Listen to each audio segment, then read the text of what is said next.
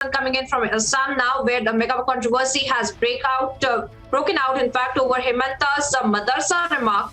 After NC and AIMIM, Congress has now hit back at Himanta Biswa Sarma. In fact, this comes after the Assam Chief Minister has stated that the word madrasas should cease to exist altogether. Now, this is something that he had stated as well in a public forum, and to which we have seen several repercussions and several counter statements also coming to light from the NC and the AIMIM, hitting back at Himanta Biswa Sarma, in fact, who had stated that madrasas should not exist, and they are also a violation of these minors, in fact, who go there to study as well. Let's listen into what Himanta Biswa Sarma, in fact, actually had to say about madrasas. हो जाना चाहिए। जब तक ये मद्रासा दिमाग में घूमते रहेगा तब तक बच्चा को भी डॉक्टर इंजीनियर नहीं बन सकता है। अगर बच्चा को आप स्कूल में जाने का समय आप पूछ लेता है कि बेटा तुम मद्रासा जा रहा है, तुम जुनाब बनेगा, इस रास्ते से तुम डॉक्टर नहीं बनेगा, तो कोई बच्चा मद्रासा नहीं जाएगा। मद्रासा में तो दाखिल किया जाता है वायलेटिंग ह्यूमन राइट्स, किसलिए वो रास्ता बंद हो जाता है। तो आप जरूर कुरान पढ़ाइए, उसमें कोई प्रॉब्लम नहीं है, लेकिन सबसे ज्यादा पढ़ाइए साइंस, मैथ्स, बायोलॉजी, बोटानी, जियोलॉजी।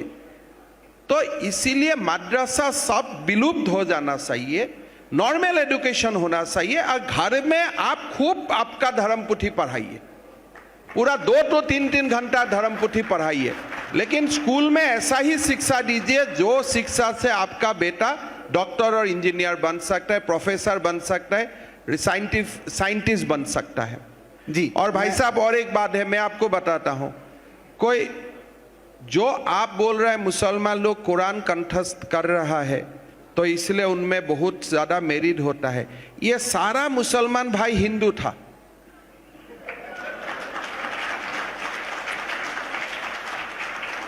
कोई एज ए मुसलमान ये धरती में नहीं आया, भारत का धरती में सब हिंदू ही था।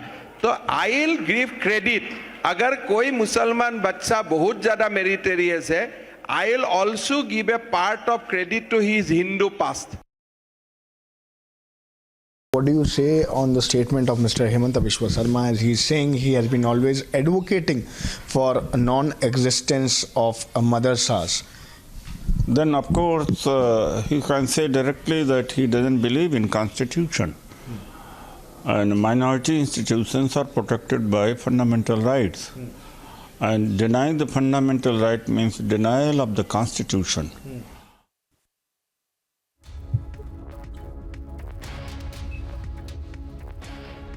And we are tracking all that is happening in the recent controversy, in fact, but we are getting several reactions of this statement that has been made by Himanta Biswa Sarma. Badruddin Ajmal AIUDF के हमारे साथ जुड़ रहे हैं। बदरुद्दीन जी, अगर आपको मेरी आवाज आ रही है, हिमंता बिस्वा शर्मा कहते हैं कि मदरसा को एग्जिस्ट जी हिमंता बिस्वा शर्मा कहते हैं कि मदरसा को एग्जिस्ट ही नहीं होना चाहिए, वो ह्यूमन राइट्स वायलेशन है। आपके पहले क्या इस पे विचार? इसमें मेरा विचार इतना ही है कि हेमंत बिस्वा शर्मा पहले कांग्रेस में थे तो मदरसे की एडवोकेसी करते थे, मदरसों के प्रोग्राम में जाते थे, 10-10, 20-20 लाख रुपया देते थे, मदरसों को जमीनें अलॉट किया इन्होंने। अब चूंकि बीजेपी में आ गए तो उनकी फैमिली बदल गई। अब फैमिली के जो हेड लोग हैं, जो बोलेंगे, जो सिखाएंगे, उनको बोलना ही पड़ेगा। अगर उनको चीफ मिनिस्टर रहना है तो आरएसएस के एजेंडे पे काम करना ही पड़ेगा, उनको चीफ मिनिस्टर रहना है तो नागपुर पे एजेंडे पे काम करना ही पड़ेगा। नागपुर की बोली जो वहां से सिखा के देंगे वो उनको भूलना पड़ेगा। इसलिए ये पूरा एजेंडा आरएसएस का है और ये पूरा एजेंडा जो है वो नागपुर का है, इसलिए उसके ऊपर एजेंडे के ऊपर वो बोल रहे हैं।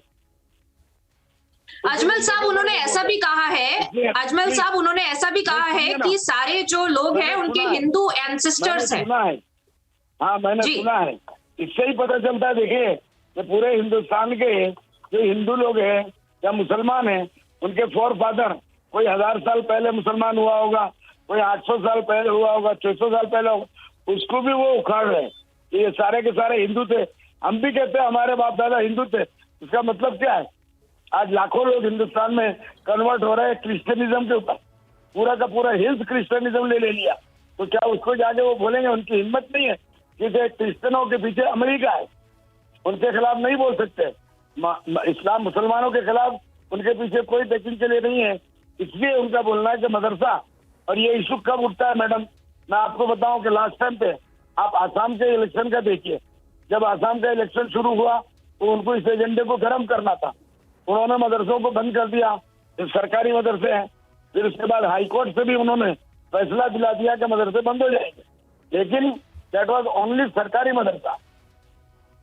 अब इन्होंने अजमल साहब अगर मैं आपसे ये सवाल रख पाऊं, क्योंकि कई बार इन्होंने ऐसा भी कहा है कि खाली रिलीजियस स्टडीज नहीं बट साइंस और मैथ्स भी सिखाना चाहिए बच्चों को, और ये कहते हैं कि जो बच्चे वहां पर मदरसा में पढ़ते हैं उनका ह्यूमन राइट्स वायलेशन हो रहा है, उस पर आपका क्या विचार?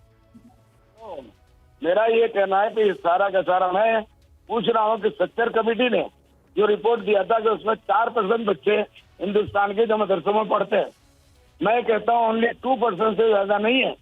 98% हेमंत बिश्व शर्मा के स्टेट से मैं आता हूँ, मैं वहाँ के धुबरी डिस्ट्रिक्ट को रिप्रेजेंट करता हूँ, MP हूँ आज 3 मरतबा से, उससे पहले मैं 2 मरतबा MLA था। और मेरा ये कहना है मेरे क्षेत्र में आज 100% मुस्लिम इलाकों के अंदर वो अगर माइनॉरिटी की इतनी फिक्र कर रहे हैं तो 98% बच्चों की फिक्र करें ना, हम उनको वेलकम करेंगे। 98% स्कूलों में जहाँ 5 टीचर होना चाहिए, 6 टीचर होना चाहिए, वहाँ 1 टीचर कभी 2 टीचर, उसके बाद जाने के लिए रास्ता नहीं है। आज तक 60-70 साल में सड़कें नहीं बना के दी, हेमंत बिश्व शर्मा साहब की सरकार ने भी नहीं बनाई, टॉयलेट्स नहीं है। ये बच्चे वहां जाके कभी कभी छत के नीचे, डायरेक्ट बरसात आता है तो ऊपर छत भी नहीं है, ऐसे स्कूल्स के मैं फोटो आपको भेज सकता हूँ, जो मैं वहां से 3 मरतबा रिप्रेजेंट करता हूँ, इसलिए तो जी, so that was Badruddin Ajmal of the AIUDF, the first reaction of the AIUDF, in fact, that we've gotten of Himanta Biswa Sarma's statements. I want to thank Mr. Ajmal for joining us on the broadcast and